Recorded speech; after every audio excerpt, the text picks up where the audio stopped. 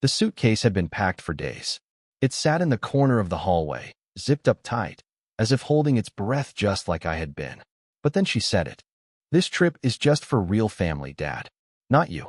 I didn't answer her right away. I just stared at her, watched her mouth keep moving like she hadn't just broken something sacred. Real family. After everything.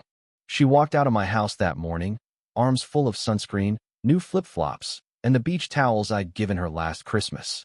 She didn't even turn back.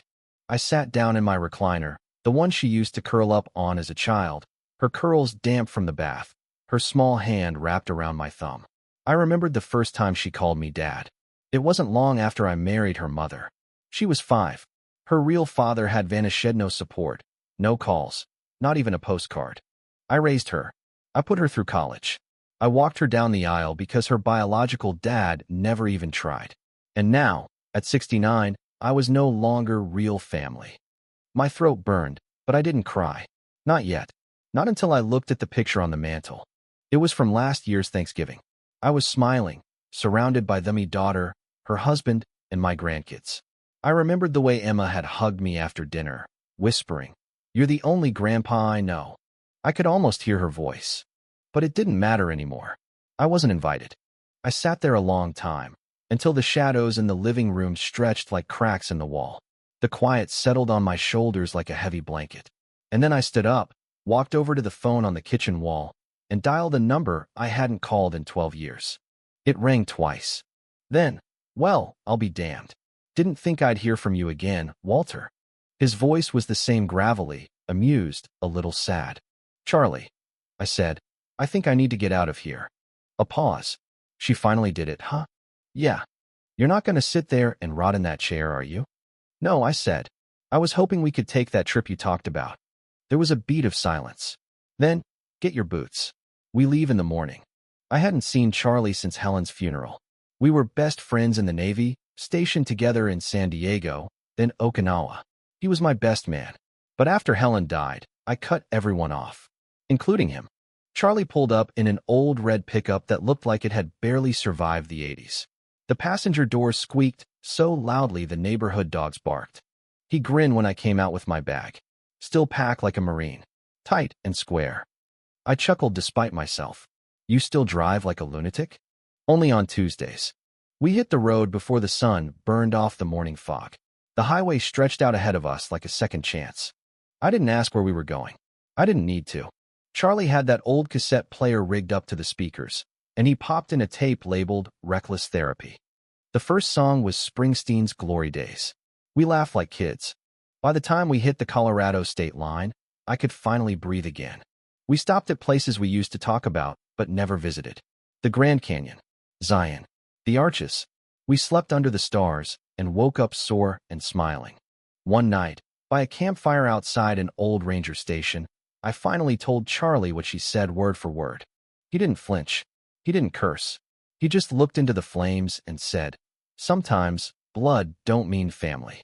I nodded, staring into the fire like it could burn away the ache in my chest. "You gave her everything," he continued. "But that doesn't mean she ever saw you as hers. That's not your fault, Walt. That's hers." The flames danced in his eyes. "But you're still here, still breathing.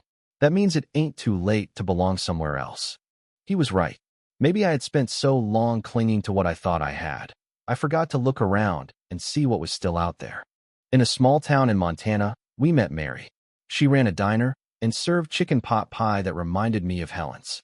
She called everyone sweetheart, but looked you in the eye when she said it, like she meant it. Charlie flirted shamelessly. She gave it right back. We ended up staying a few extra nights. Mary asked about my family. I told her the truth. She nodded slowly, set down a slice of apple pie in front of me, and said, "Sometimes the ones we raise are just lessons. Not forever." I started getting postcards from Emma's granddaughter. She snuck them into my mailbox without her mom knowing. The first one had a drawing of the beach and just said, "Wish you were here."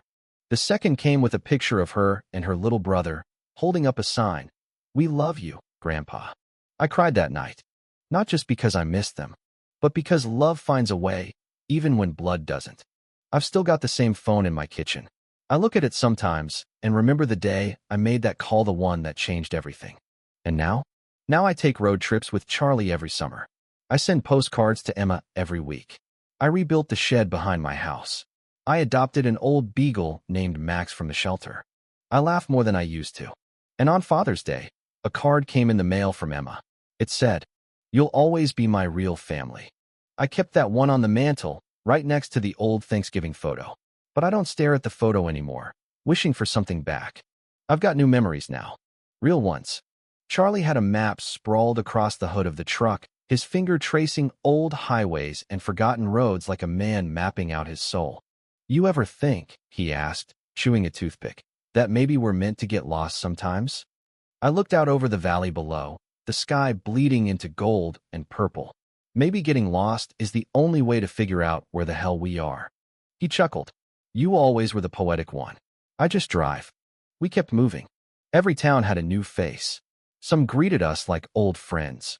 Others eyed us like ghosts drifting through. But in each place, I left a piece of myself behind: small conversations, acts of kindness, silent forgiveness. In Wyoming, we helped a single mom patch her tire outside a grocery store.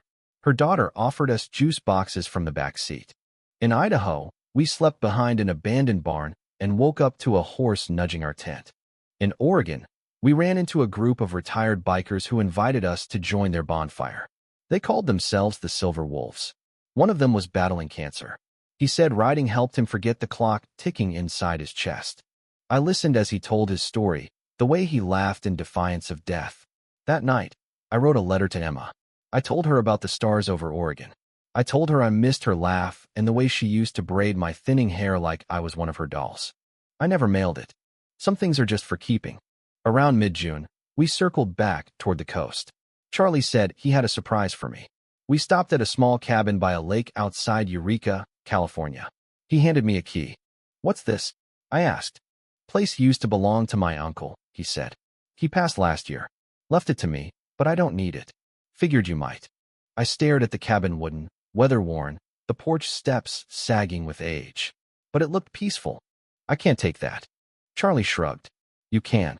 Or you can spend the rest of your life living in that old recliner, waiting for permission to matter again." That night, I stood on the porch and watched the moon ripple across the lake. And for the first time in months, I didn't feel like a burden. I felt like someone who still had something to offer. I started fixing up the place. Nothing fancy, just repairs that kept my hands moving. Replacing shingles, patching the deck, cleaning out the old attic. I found boxes of Charlie's uncle's stuffed photos of war buddies, letters from a woman named Ruth, a collection of cassette tapes labeled Summer, 1982. I played one while I painted the kitchen. It was all old country ballads and stories of heartbreak, but it made the walls feel warm.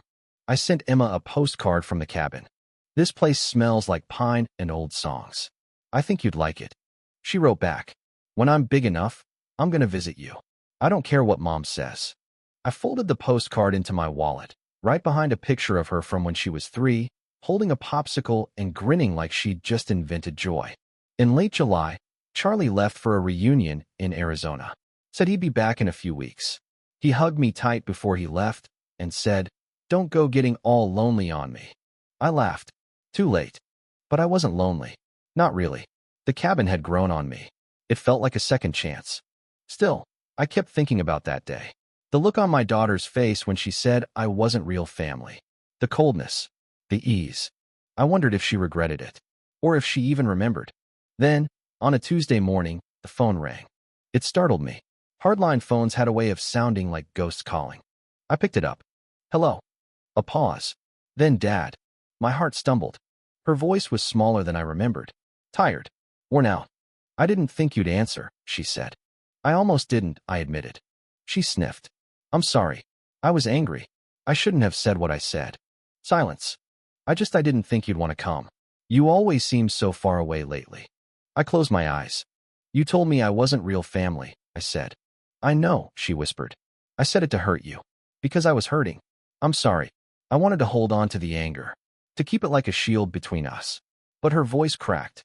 And I remembered her at 10 years old, sneaking into my bed during thunderstorms. "I forgive you," I said.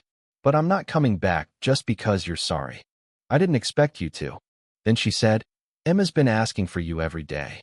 That broke me. I felt the years between us all at once. The weight of everything I gave, everything I lost, and everything I still had left. I didn't say yes. I didn't say no. I just hung up and went outside. The lake shimmered. The air smelled like pine and possibility. The next morning, I got a visitor. It wasn't Charlie. It was Mary from the diner in Montana. She stepped out of a rental car, holding a pie and wearing that same knowing smile. I had a feeling you'd end up somewhere quiet, she said. I hugged her like she was an anchor in the storm. How'd you find me? Charlie, she said. He thought you could use some company. We sat on the porch, eating pie and listening to the wind in the trees. She told me about her son, the one who hadn't spoken to her in 3 years. Said she didn't know where he was or why he left. I think some kids carry so much of their own pain, she said. They forget how to love anyone else. I nodded. Yeah, but some find their way back. She smiled. You think yours will?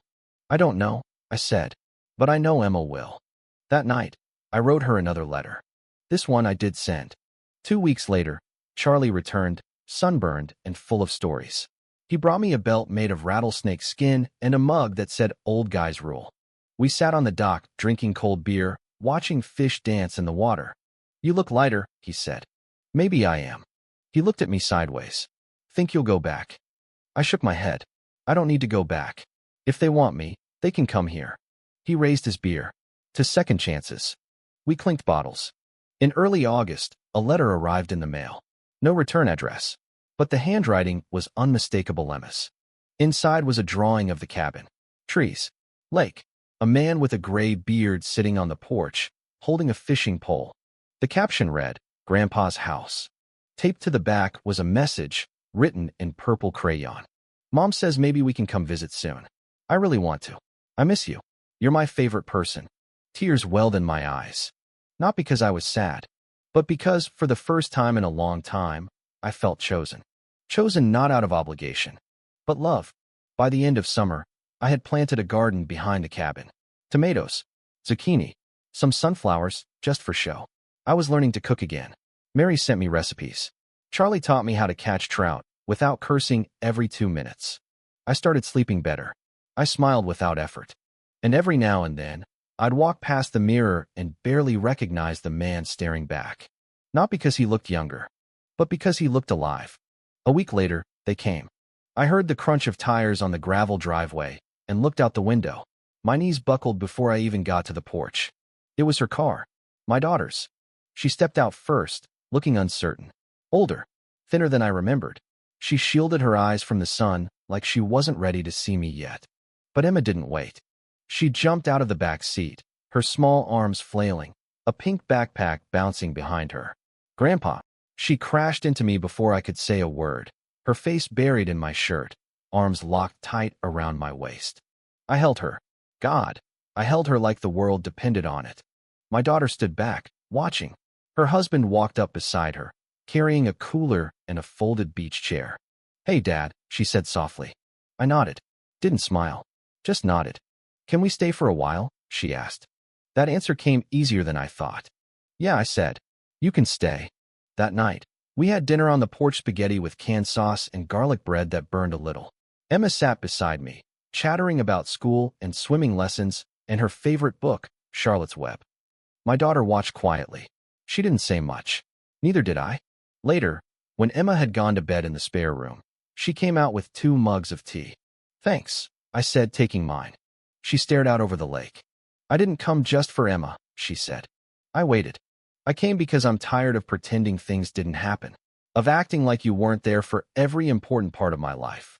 She turned to me, eyes glistening. You raised me. You never had to, but you did. And I pushed you away because I was scared of needing you too much. I felt the anger I'd buried so deep start to melt. Slowly, cautiously. You broke my heart, I said, and not for the first time. I know, she whispered. I don't deserve another chance. But maybe Emma does. She wasn't wrong. Emma did deserve more. But so did I. I reached over and covered her hand with mine. You don't have to be perfect, I said. Just honest. She nodded, wiped her tears. And in that quiet, something old between us finally cracked open. Not enough to flood, just enough to breathe. They stayed 4 days. We fished. We played cards. We laughed. Her husband helped me fix the screen door. Emma picked sunflowers and stuck them in empty pickle jars. Before they left, my daughter hugged me, tighter than I expected. "Come visit us sometime," she said. "I might," I replied. But I didn't promise. And she didn't push. When they were gone, the cabin felt different. Not empty, just full in a quieter way. I found Emma's drawing taped to the fridge. This time, she'd added herself sitting next to me, both of us holding fishing poles. I smiled. I called Charlie. They came. He laughed. "Told you they would." "It wasn't perfect," I said. "It never is." I looked at the sky, but it was enough. Fall rolled in with sharp mornings and golden leaves. I wore flannel shirts and cooked soup from scratch. Mary sent homemade pickles. Charlie brought over a busted radio, and we fixed it on the porch. Life wasn't loud anymore, but it was rich. I found a rhythm, a grace in stillness, a peace in not being needed all the time, but still being loved. Then one afternoon, I got a phone call. It was Emma. Breathless. "Guess what?" "What?" "I got second place in the science fair." "That's amazing." "I wish you'd been there," she said. "Mom said it wasn't a good idea yet. But I showed her your postcard, the one with the lake. I told her you help plants grow. So I used your garden story for my project." My throat tightened. "You proud of me?" she asked. "More than you'll ever know." "I drew you next to the flowers," she said. "Because you're the reason they grew." I smiled so hard it hurt. "I'm framing that," I said. She giggled. "I love you, Grandpa." "I love you too, sweetheart. Always." That night, I sat by the fire, holding a photo I'd taken the day they left. Emma sitting on the steps, waving. My daughter in the background, looking back one more time. And suddenly I knew. I wasn't lost anymore. I'd found my place. Not because I'd forced anyone to see me, but because I'd remembered who I was with or without their recognition. I was still a father, still a grandfather, still a man worth loving. And love, when given freely, always finds its way home. Later that year, I got an invitation. Thanksgiving. At their house. No conditions. No guilt. Just, "We'd love to have you." I didn't hesitate. I brought pie and a hand-carved wooden boat I'd made for Emma. When I walked in the door, she shouted, "He's here," and ran to me, dragging me into the living room like I was Santa Claus.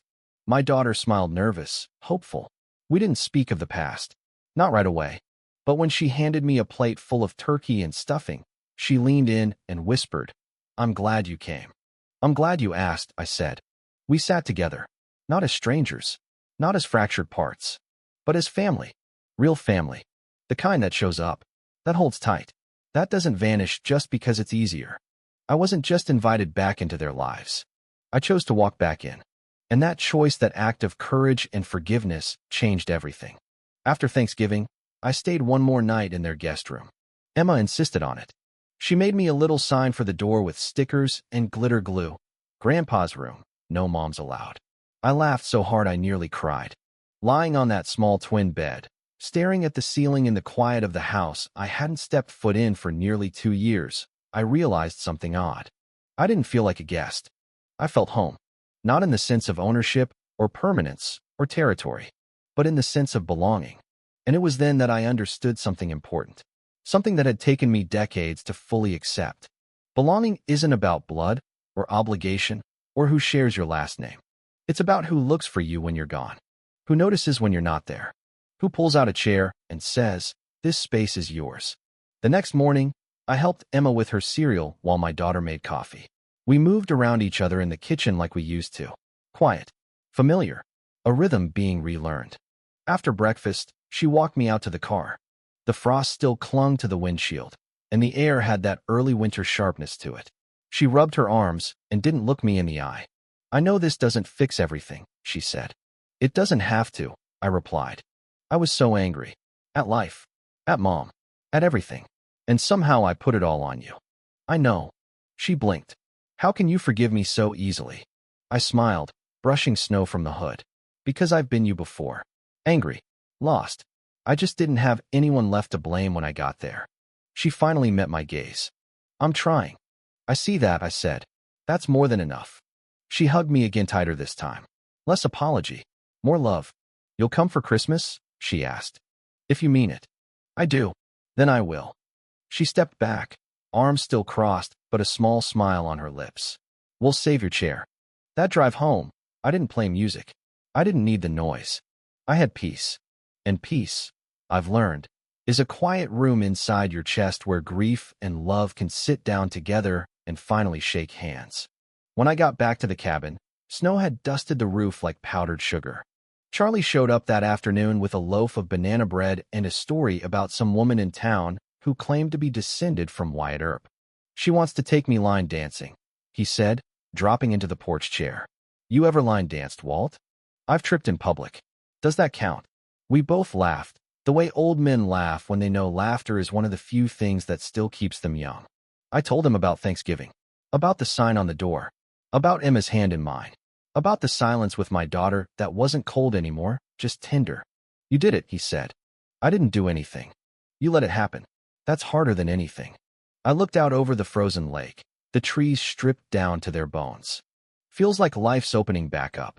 Charlie nodded. That's 'cause you stopped waiting for permission. That winter, the cabin became something of a hub. Charlie visited more. Sometimes Mary would bring soup or just sit with me while we listened to the old cassette tapes I'd found in the attic. Her laugh warmed the rooms better than any fire. I started carving again. Each time, she sent back a thank you card written in glitter pen. Dear Grandpa, the rabbit lives next to my bed now. His name is Kevin. Dear Grandpa, the moose made Mom laugh so hard she snorted juice out her nose. Dear Grandpa, Kevin and the fox are best friends. They built a snow fort on my dresser. I started saving every note in a little cedar box. Proof of life, of love, of legacy. Christmas came, and I went. Their house was decorated top to bottom. Lights, stockings. That same old paper angel I helped Emma make 5 years ago was still at the top of the tree, even though it was crumpled now and missing a wing. Emma insisted. My daughter said, embarrassed. Said it was your angel. I touched it gently. She's not wrong. Dinner was loud and chaotic, the way holidays should be. My daughter's husband burned the ham. Emma dropped a full bowl of mashed potatoes on the carpet. We laughed until our sides ached. Later that night, after Emma had gone to bed and the dishes were finally done, my daughter handed me a wrapped box. I opened it. Inside was a framed picture of us at the cabin, the two of us sitting on the dock, fishing poles in hand, her leaning her head on my shoulder. I had Charlie take it when we visited, she said. I didn't know what to get you. Then I thought maybe you'd want something to remind you that you're wanted. I swallowed hard. You didn't have to. I know, but I wanted to. She hesitated. I'm not always going to get it right, Dad, but I don't want you to ever doubt again that you matter to me. I reached across the table and squeezed her hand. I don't, I said. Not anymore. When I drove back to the cabin, I brought something new with me, a sense of wholeness I hadn't felt in years. Not a fairy tale ending. Not perfect reconciliation. But truth. Earned connection. Mutual choice. And isn't that the real definition of family? The people who choose you again and again when they don't have to. Spring arrived slowly, peeling winter off the trees one petal at a time. I planted again that year. Not just vegetables this time, but flowers too. Emma had asked me what her favorite color tulip was, and I promised I'd find out by planting all of them. She sent me a drawing of the cabin, now with pink, red, and yellow tulips blooming around it like a dream. In the evenings, I'd sit on the dock, whittling while the frogs started their nightly choir. The stillness no longer felt lonely. It felt earned, like peace I'd waited my whole life to deserve. Charlie dropped by less often. His new line dancing lady, Nancy, had roped him into some senior center karaoke nights. He'd show up now and then with stories of how he butchered Sweet Caroline in front of 20 retirees, and how Nancy sang backup with more confidence than pitch. You better show up one of these nights, he said. We need someone to hold the camera and not laugh. Can't promise the second part, I told him. We laughed like old fools. That kind of laughter that comes from knowing how close you once were to losing it all. And one evening, he said something I'll never forget. You know, Walt, I think you found something most people never do. What's that? Your damn self. By summer, I was hosting more than just visitors. I started teaching Emma how to fish properly, show up with her mom every other weekend, bright-eyed and full of questions. Do worms feel it when you hook them? Why don't fish blink? Can we eat it if I name it? I answered each one with the patience of a man who used to ask questions just like that and had once hoped for someone to answer them. We built a little wooden boat together from scratch. Emma painted it blue with white stars and named it The Real Family. I didn't cry when I saw that name on the side.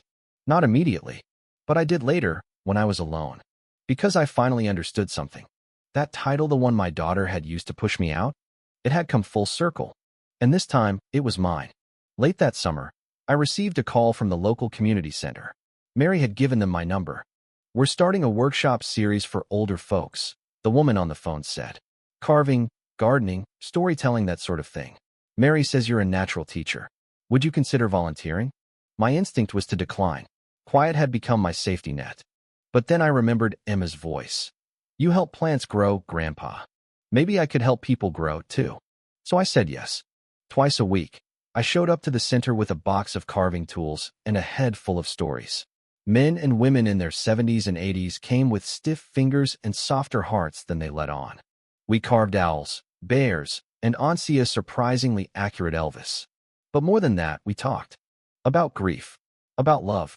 About what it means to live long enough to lose more than you win and still wake up grateful. I told them how I'd almost given up on my family, on myself, and how one phone call had saved me from vanishing. One of the ladies, June, patted my arm one day and said, "Sometimes God doesn't change your circumstances. He just sends someone to sit with you in the dark until the sun comes back." I wrote that down, taped it to my fridge. That fall, Emma started middle school.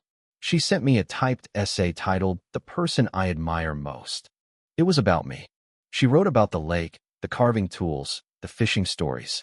She wrote that I smelled like firewood and hugs, and that I had the kind of eyes that could tell if someone was pretending to be okay. I framed it, hung it above my writing desk, where the light hits it just right at sunset. My daughter called me after reading it. "I still have so much to make up for," she said. I answered honestly, "No, you don't. You just have to keep showing up." And she did. Not perfectly, not always, but sincerely, which is all we ever really want from the people we love. By the time I turned 70, the cabin had become a second home to them. Emma had her own corner of the guest room now, filled with books and drawings and half-knitted scarves she never quite finished. My daughter kept a small dresser there for weekend visits. The lake became the backdrop to all our newest memories. Bonfires, snowball fights, early morning pancakes with too much syrup. Silent moments of understanding between me and the girl I once called mine before she knew what it meant to have a father. I don't think of that day, the day she said I wasn't real family, as a scar anymore. It was a storm. And storms, when they pass, leave the earth softer, willing to grow again. Sometimes it takes the breaking to reveal the roots, to remind you what's been holding you up all along. Love isn't in the titles we give. It's in the seats we save, the doors we leave unlocked, the voices that still answer when we call. Last week, I stood at the edge of the dock, Emma beside me, now a teenager with opinions and sarcasm and a heart still as big as the sky. She nudged me with her elbow. "Hey, Grandpa," she said. "Remember when Mom told you that trip was only for real family?" I smiled. "I do." She grinned. "Bet she regrets saying that now." I chuckled. "I think we both learned something that day." She looked out at the lake. "I'm glad you made that call." "Me too," I said. "Changed everything." She nodded, then reached into her bag and pulled out a wrapped box. "For you." I opened it slowly. Inside was a key. I stared at it, confused. "It's a copy of our house key," she said. "So you never have to wait for an invitation again." I swallowed the lump in my throat. "Thank you," I whispered. She looked me in the eye. "You've always been real family." And just like that, the final crack inside me sealed. So now, when people ask who I am, I don't list regrets. I don't recite titles or explain the bloodlines. I say this: I'm Walter. I'm a father, a grandfather, a friend. I'm the man who picked up the phone and chose not to disappear. And that has made all the difference.